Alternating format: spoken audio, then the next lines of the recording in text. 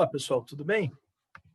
Esta é a terceira da série de videoaulas sobre a política no Segundo Reinado, e o tema desta videoaula é o parlamentarismo às avessas, 1847. Tá? Em 1847, por decisão pessoal do Dom Pedro II, foi criado o Gabinete do Império. Tá? O Gabinete do Império era formado pelo seu presidente, que era nomeado pelo imperador, e pelos ministros de Estado, nomeados pelo primeiro-ministro. Está faltando um S ali, mas é nomeados. Tá? Como é que era até então? Até 1847, o imperador nomeava todos os ministros e nomeava todos os cargos do império. Tá?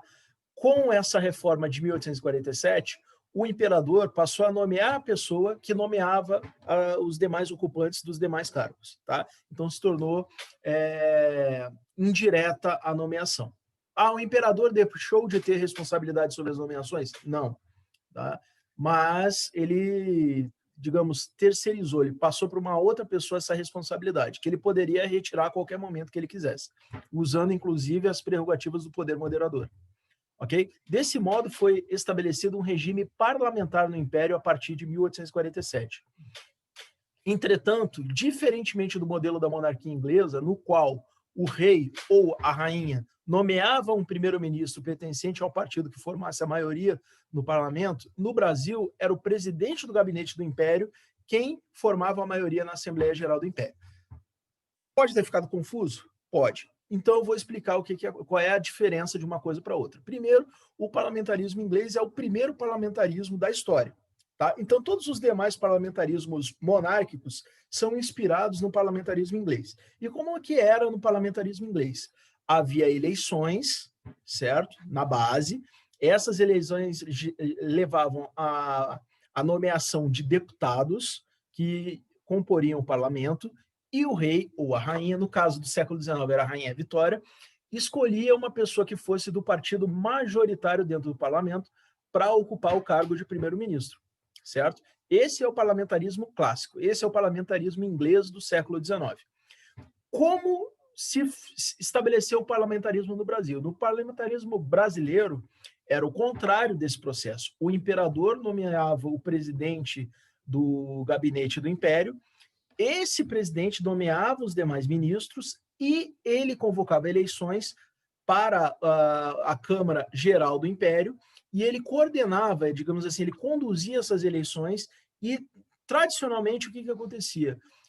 As eleições, elas favoreciam o partido do indivíduo que ocupasse o cargo de presidente do gabinete do Império, certo? Então, se o presidente do gabinete do Império era um político conservador, a maioria dos eleitos seria do Partido Conservador.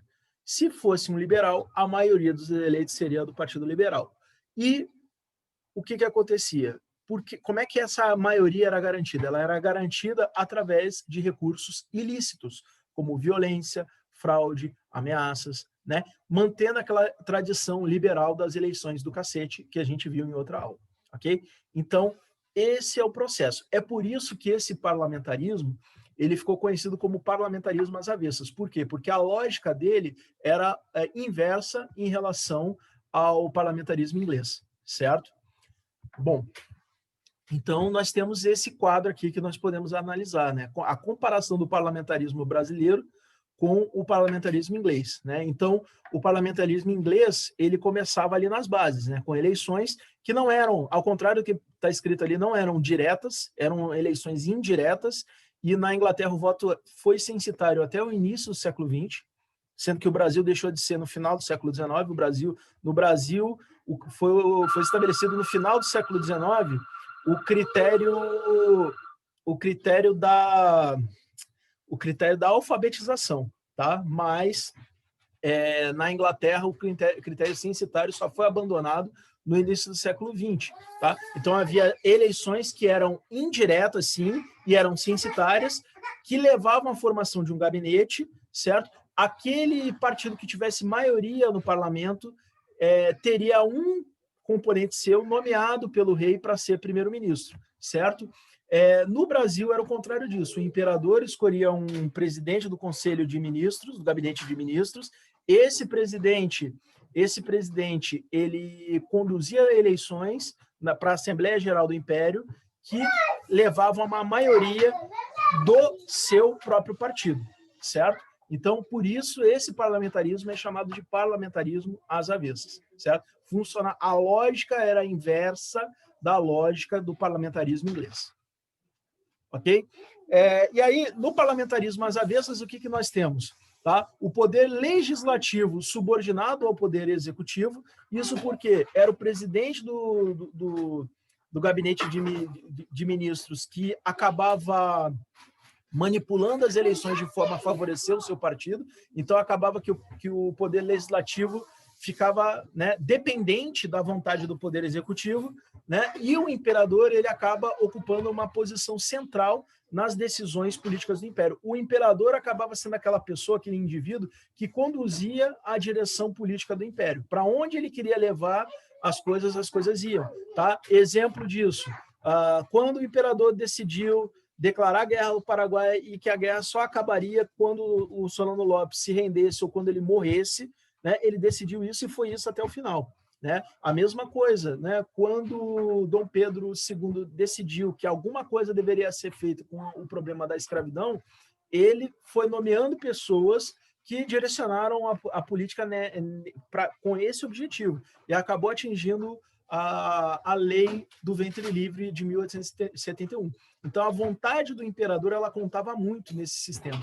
Né? Por isso que liberais e conservadores eram manipulados. Né? O sistema era manipulado por Dom Pedro II, né?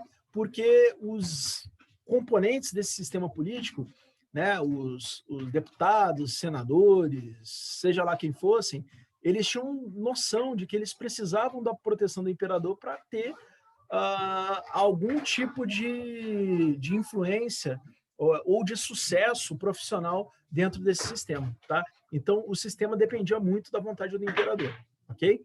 Então, eu vou encerrando por aqui, tá? O tema da nossa próxima videoaula é a Revolução Praieira, tá? Nós vamos ver que a Revolução Praieira foi uma reação a essa reforma que instaurou o governo de gabinete do Império, tá? E nós vamos ver quais vão ser, então, as consequências dessa mudança com a Revolução Praieira de 1848, ok?